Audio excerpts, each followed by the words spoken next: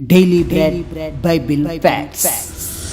దేవదూతల్ని దేవుడు ఎందుకు సృష్టించాడు? దేవదూతల వ్యవస్థ ఏమిటి? దేవదూతలు భూమి మీదకి ఎలా వస్తూ ఉంటారు? దేవదూతలకు ఆకలి వేస్తుందా? దేవదూతలకు శరీరాలు ఉంటాయా అనే విషయాలు ఈ వీడియో ద్వారా పూర్తిగా తెలుసుకుందాం. బైబిల్లో సుమారు 300 సార్లు దేవదూతల గురించి ప్రస్తావించబడింది. వీరు దేవుని సేవ కొరకు సృష్టింపబడ్డారు. దేవుడు విశ్వ నిర్మాణం చేపట్టాక అందులో ప్రథమ సృష్టి దేవదూతలను కలుగజేశాడు. భూమి మీద ఉన్న మానవుల కంటే ముందే ప్రప్రథమంగా దేవదూతలను దేవుడు సృష్టించాడు. అంటే మానవుల కంటే ముందే దేవదూతలు ఉన్నారు. కొలస్సీయులు 1 అధ్యాయము 16వ వచనం.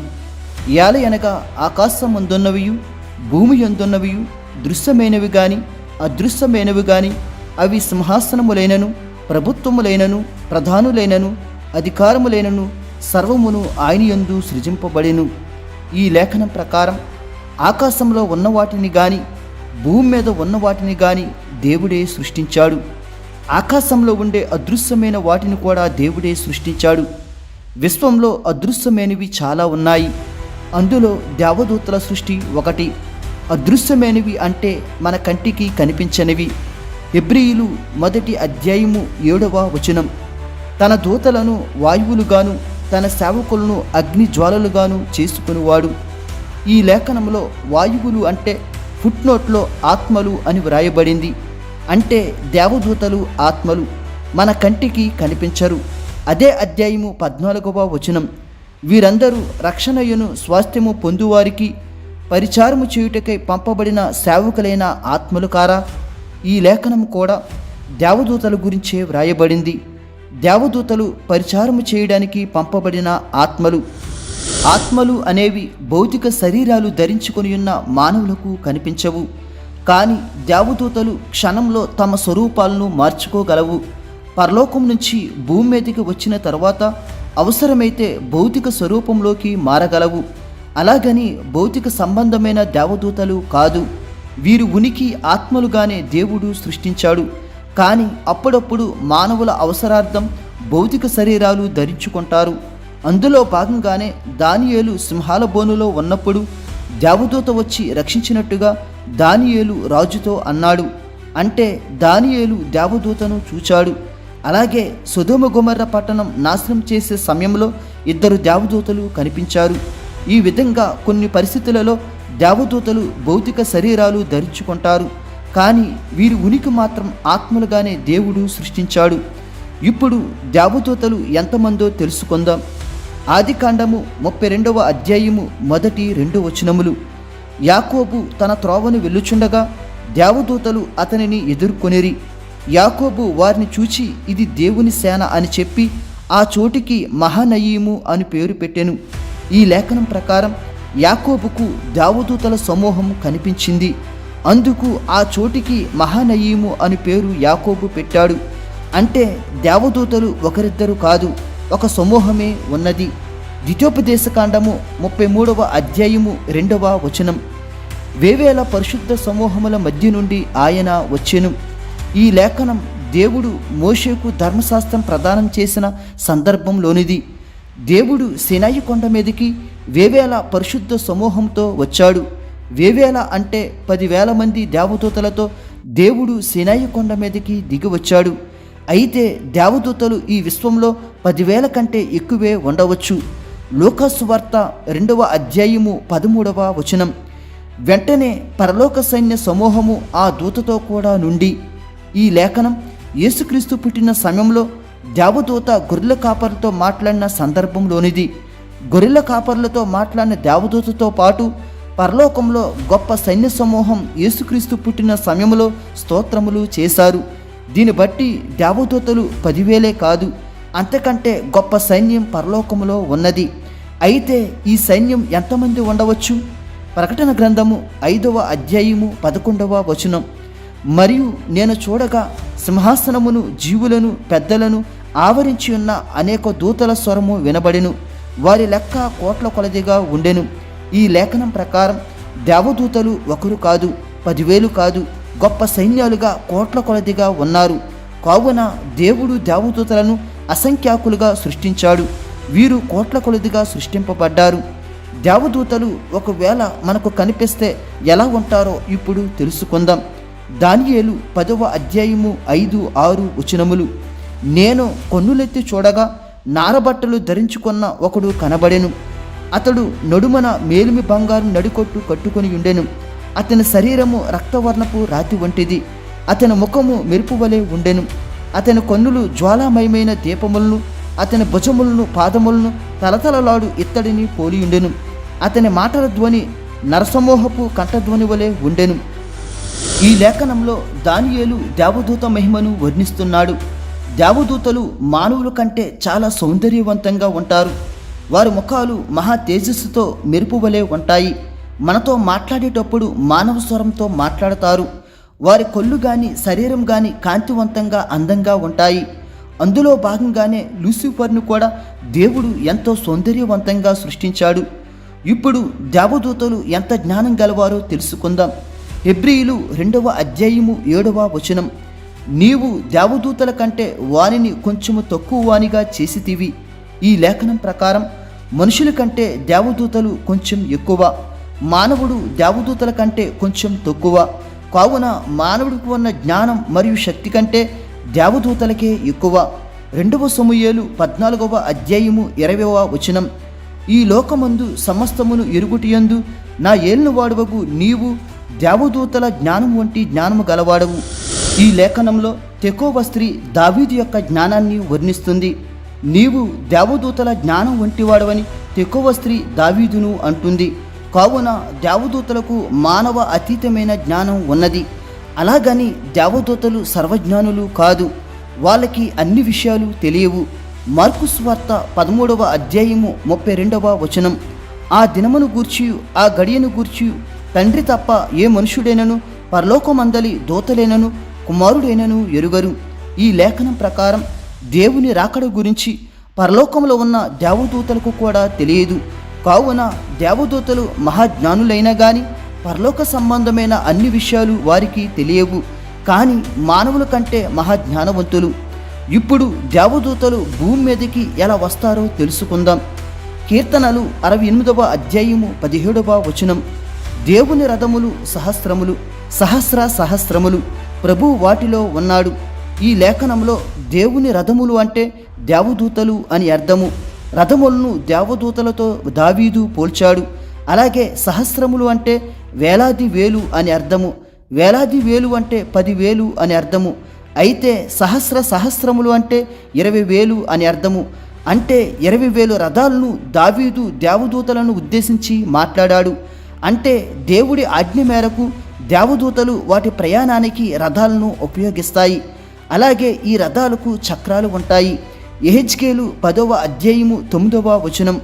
నేను చూచుచుండగా ఒక్కొక్క కెరూబు దగ్గర ఒక చక్రము చొప్పున 4 చక్రములు కనబడెను.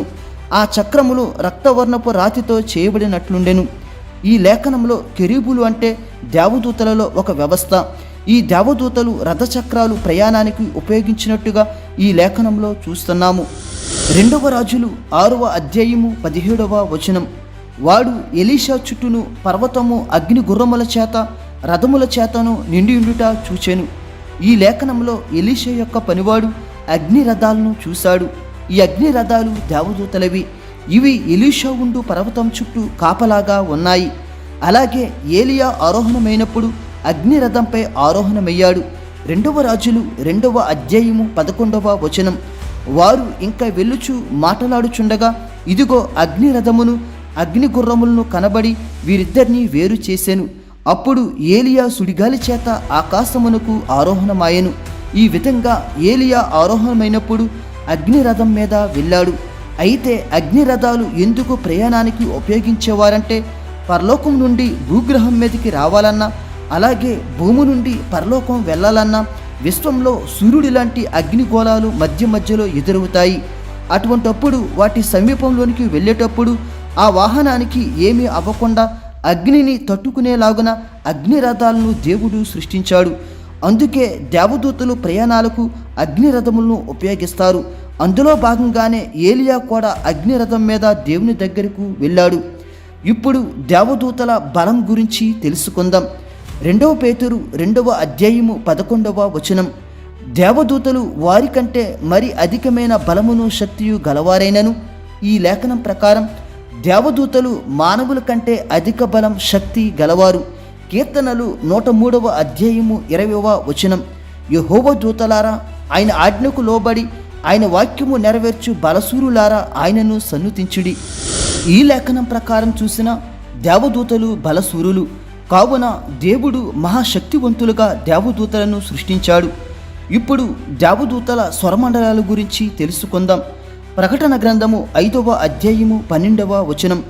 వారు వధింపబడిన గొర్రెపిల్ల శక్తియు ఐశ్వర్యమును జ్ఞానమును బలమును ఘనతయు మహిమయు స్తోత్రమును పొందనర్హుడని గొప్ప స్వరముతో చెప్పుచుండిరి.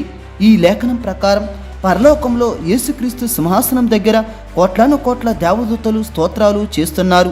ఈ విధంగా దేవదూతలు దివ్యమైన సంగీతంతో చక్కటి రాగంతో పాటలు పాడగలుగుతారు. ఇప్పుడు దేవదూతలు పెండ్లి చేసుకుంటారా లేదా తెలుసుకుందాం. మత్తయి సువార్త 22వ అధ్యాయము 30వ వచనం. పునరుద్ధానమందు ఎవరునూ పెండ్లి చేసుకొనరు, పెండ్లికియ్యబడరు, వారు పరలోకమందున్న దూతల వలె ఉందురు. ఈ లేఖనం ప్రకారం పరలోకములో దేవదూతలు పెండ్లి చేసుకోరు. అలాగే పెండ్లి అనే ఆలోచన వారికి ఉండదు. ఇప్పుడు దేవదూతలకు ఆహారం ఉంటుందా అనే విషయం గురించి తెలుసుకుందాం. కీర్తనలు 78వ అధ్యాయము 25వ వచనం. దేవదూతల ఆహారము నరులు భుజించిరి, భోజన పదార్థములను ఆయన వారికి సమృద్ధిగా పంపెను. ఈ లేఖనం ప్రకారం దేవదూతలు కూడా భోజనం చేస్తారు. ఈ ఆహారమే మన్నా రూపంలో ఇజ్రాయేలుకు పరలోకం నుండి దేవుడు కురిపించాడు. అంటే దేవదూతల ఆహారం నరులు భుజించారు. ఇజ్రాయేలు సమృద్ధిగా దేవదూతలు తినే ఆహారం తిన్నారు. దేవదూతలు ఆత్మలైనా కానీ వారికి ఆత్మ సంబంధమైన శరీరం ఉంటుంది. వారు వినగలుగుతారు, చూడగలుగుతారు, మాట్లాడగలుగుతారు. అలాగే ఆకలి కూడా వేస్తుంది. ఆ ఆకలి తీర్చుకోవడానికి పంటలు పండించి వ్యవసాయం చేస్తారు. ఆ ఆహారమే ఇజ్రాయేలీలు తిన్నారు. అలాగే 1 రాజులు 19:5లో ఏలియా దేవదూతల భోజనం చేసి 40 రోజుల ప్రయాణానికి బలం పొందుకుని ఉన్నాడు. అలాగే దేవదూతలు భూమి మీదకి వచ్చినప్పుడు ఆదికాండం 19వ అధ్యాయంలో లోతు ఇంటి దగ్గర 2 దేవదూతలు భోజనం చేశారు. కావున దేవదూతలు కూడా ఆహారం తీసుకుంటారు. ఇప్పుడు దేవదూతల భాష గురించి తెలుసుకుందాం. 1 కొరింథీయులు 13వ అధ్యాయము 1వ వచనం. మనుషుల భాషతోనూ దేవదూతల భాషతోనూ నేను మాట్లాడినను, ప్రేమ లేని వాడినైతే మ్రోగిడి కొంచును గనగనలాడు తాళమునే యుందును. ఈ లేఖనంలో దేవదూతల భాష కనిపిస్తుంది. కావున పరలోకంలో వీరికి ప్రత్యేకమైన భాష ఉన్నది. ఆ భాషతోనే దేవునితో మాట్లాడతారు. అలాగే దేవుడి ఆజ్ఞ మేరకు భూమి మీదకి వస్తారు. వీరు భూమి మీదకి వచ్చినప్పుడు ఆయా భాషలు గలవారితో వారికి అర్థమయ్యేలా వారి భాషలతోనే మాట్లాడుతారు. కావున దేవదూతలకు పరలోక భాష ఉన్నది. ఇప్పుడు దేవదూతల వ్యవస్థ గురించి తెలుసుకుందాం. మన భూమి మీద పరిపాలన వ్యవస్థ ప్రధానమంత్రి, ముఖ్యమంత్రి, ఎమ్మెల్యే అని ఎలా ఉన్నదో అలాగే పరలోకంలో కూడా దేవదూతలకు ఒక వ్యవస్థ ఉన్నది.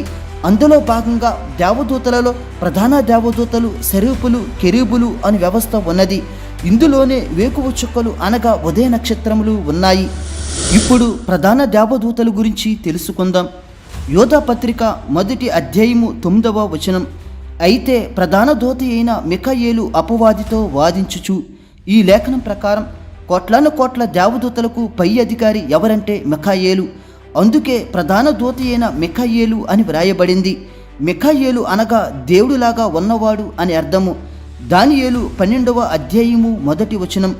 ఆ కాలమందు నీ జనుల పక్షమున నిలుచునట్టి మహా అధిపతియగు మిఖాయేలు వచ్చును. ఈ లేఖనంలో కూడా మహా అధిపతియగు మిఖాయేలు అని వ్రాయబడింది. ఈ విధంగా మిఖాయేలు దేవదూతలలో ప్రధాన దూత. దేవుడు తన ఎన్నుకున్న జనాంగాన్ని కాపాడడానికి మిఖాయేలు వారి పక్షాన ఉంటాడు. లూసిఫర్ పాపం చేయకముందు ప్రధాన దూతగా ఉండేది. లూసిఫర్ పాపం చేసిన తరువాత ఆ స్థానం మిఖాయేలు దక్కించుకుంది. ఆ తరువాత ప్రధాన దూతలలో గబ్రియేలు దేవదూత ఒకరు. గబ్రియేలు అనగా దేవుడు వీరుడు, బలవంతుడు అని అర్థము. కానీ మిఖాయేలు కంటే గబ్రియేలు దేవదూత బైబిల్లో ఎక్కువగా ప్రస్తావించబడింది. గబ్రియేలు దేవదూత దేవుని వాగ్దానాల్ని మోసుకు వస్తాడు, శుభవార్తను చేరవేస్తాడు. దానియేలు 9:21లో దర్శనంలో దానియేలుకు గబ్రియేలు దేవదూత యుగాంత సంభవాల గురించి చెప్తాడు. అలాగే లోక 1:19లో జకర్యాకు బాప్తిస్మిచ్చు యోహాను గురించి గబ్రియేలు దేవదూత చెప్తాడు. అలాగే లోక 1:26లో గబ్రియేలు దేవదూత యేసు పుట్టుక గురించి మరియమ్మకు తెలియజేస్తాడు. అలాగే గబ్రియేలుకు యెహోవా దూత అని పేరు కూడా కలదు. ఇప్పుడు సెరూపుల గురించి తెలుసుకుందాం. దేవదూతలలో వారి అధికారాన్ని బట్టి కొన్ని స్థాయిలు ఉన్నాయి. అందులో భాగంగానే సెరూపులు, కెరూబులు దేవదూతలు ఉన్నారు. అయితే సెరూపులు ఎవరో ఇప్పుడు తెలుసుకుందాం. సెరూపు అనగా ప్రేమ అని అర్థము. ఈ సెరూపులు యెషయా 6వ అధ్యాయంలో మనకు కనిపిస్తారు. ఇందులో సెరూపులు 6 రెక్కలు కలిగి ఉంటారు. 2 రెక్కలతో ముఖం కప్పుకొని, మరో 2 రెక్కలతో పాదాలు కప్పుకొని, మరో 2 రెక్కలతో ఎగురుతారు. వీరు పరలోకంలో దేవుని సింహాసనం దగ్గర ఉంటారు. వీరు సింహాసనానికి పైగా ఉంటారు. కెరూబులు అయితే సింహాసనానికి ప్రక్కన ఉంటారు. ఇప్పుడు కెరూబులు గురించి తెలుసుకుందాం. కెరూబులు ఆదికాండం 3:24లో ఏదెను తోటకు కాపలాగా దేవుడు ఉంచాడు. అలాగే కెరూబులు దేవుని సింహాసనం దగ్గర ప్రక్కన ఉంటారు. అదే సింహాసనం పైన సెరూపులు ఉంటారు. కీర్తనలు 80వ అధ్యాయము 1వ వచనం, కెరూబుల మీద ఆసీనుడైన వాడా ప్రకాశింపము. అలాగే యెహెజ్కేలు 10వ అధ్యాయంలో కెరూబులు కనిపిస్తారు. అలాగే నిర్గమకాండము 25:18లో ప్రత్యక్ష గుడారంలో కరుణాపీఠంలో కెరూబుల చిత్రాలు ముద్రించబడ్డాయి. ఈ విధంగా కెరూబులు, సెరూపులు వేరువేరు స్థాయిలు కలిగి ఉన్నా కానీ, అలాగే వారి సేవలు వేరైనా కానీ వీరిద్దరూ సమానమే. అలాగే దేవదూతలు దేవుని ఆజ్ఞ మేరకు భూమి మీదకి వచ్చి ఆయన భక్తులను రక్షిస్తారు. కీర్తనలు 34వ అధ్యాయము 7వ వచనం, యెహోవా యందు భయభక్తులు గలవారి చుట్టూ ఆయన దూత కావలియుండి వారిని రక్షించును. ఈ విధంగా దేవదూతలు పరిశుద్ధులను, విశ్వాసులను ఎల్లప్పుడూ రక్షిస్తూ ఉంటారు. ఉదాహరణకు ఫిలదెల్ఫియాలో జరిగిన ఒక యథార్థ సంఘటన గురించి ఇప్పుడు మీకు తెలియజేస్తాను. ఫిలదెల్ఫియాలో డాక్టర్ మిచెల్ అనే ప్రముఖ వైద్యుడు పగలంతా తన వైద్య పని ముగించుకుని రాత్రికి అలిసిపోయి ఇంటికి వచ్చాడు. ఎక్కువగా అలిసిపోవడం వల్ల నిద్రలోనికి వెళ్ళిపోయాడు. అప్పుడు అకస్మాత్తుగా ఎవరో తలుపు కొడితే లేచి తలుపు తెరిచాడు. అప్పుడు ఒక చిన్న అమ్మాయి తలుపు దగ్గర ఉండి, మా అమ్మ చాలా అనారోగ్యంతో బాధపడుతుంది, దయచేసి మా అమ్మకు వైద్యం అందించండి అని బ్రతిమాలింది. వెంటనే డాక్టర్ ఆ రోగి దగ్గరకు వెళ్ళాడు. ఆమె న్యూమోనియా వ్యాధితో బాధపడుతుంది. వెంటనే ఆమెకు వైద్యం చేసి బ్రతికించాడు. అప్పుడు ఆ రోగితో డాక్టర్ ఈ విధంగా అంటాడు, మీ కుమార్తె నా దగ్గరకు వచ్చి బ్రతిమాలకపోతే నేను వచ్చేవాడిని కాదమ్మా, మీ అమ్మాయి చాలా తెలివైనదమ్మా అన్నాడు. వెంటనే ఆ రోగి షాక్ అయ్యింది. మా అమ్మాయి నెల క్రిందే చనిపోయింది, ఇదిగో మా అమ్మాయి దుస్తులు, చెప్పులు అని డాక్టర్కు చూపించింది. అప్పుడు డాక్టర్ చాలా ఆశ్చర్యపోయాడు. అవే దుస్తులు, చెప్పులు ధరించుకుని ఆ అమ్మాయి డాక్టర్ ఇంటికి వచ్చింది. ఇంతకీ ఆ అమ్మాయి రూపంలో వచ్చింది ఎవరంటే దేవదూత. ఈ విధంగా దేవదూతలు దేవుని ఆజ్ఞ మేరకు ఆయన భక్తులను రక్షిస్తాయి. దేవుడు మిమ్ములను, మీ కుటుంబములను దీవించునుగాక. ఆమేన్.